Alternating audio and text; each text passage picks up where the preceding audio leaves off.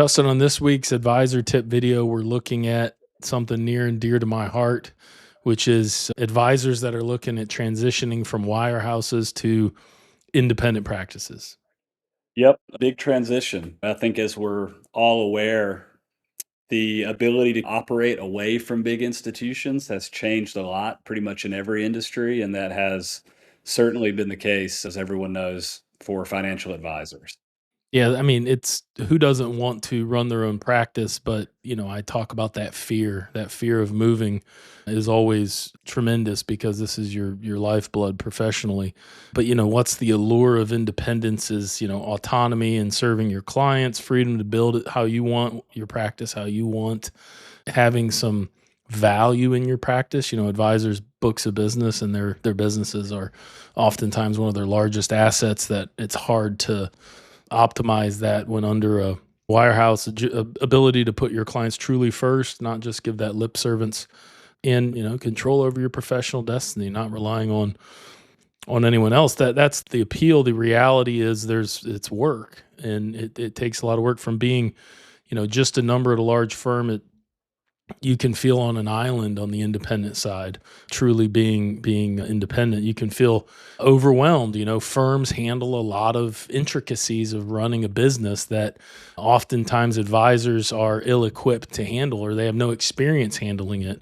And then, loss of resources. Big firms offer a tremendous amount of resources to support an advisor in various aspects of their business, from marketing to growth to market commentary, operational support, compliance, etc.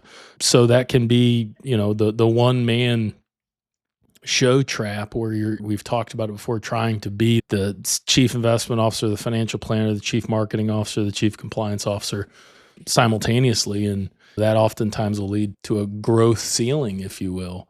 But we think there's a middle path. Yep. The middle path is why we sought out to exist. So it's important to emphasize, like you said, people are excited about doing it often, but they've got some big reservations or some things that they are taking very seriously. And a big one, as you mentioned, is not going about the process alone. So just because you're going independent doesn't mean by any stretch you're going to be alone. But what it does mean is you have to pick your partners very carefully. So assuming that is done and you do partner the right way, you have access to institutional quality investment management without the bureaucracy. You have comprehensive operational support that replaces, in all instances and in some ways improves, a wirehouse infrastructure. And we think, at least from an investment standpoint, one of the big things is you have direct access to decision makers. So, if you want to know what's going on in the market, you can get in touch with the people who have their hands on the trigger there versus there being layers of management in between. And just from a top line economic standpoint, the middle path would require having transparent compensation with no hidden fees or surprises. So that is really what it boils down to in a nutshell.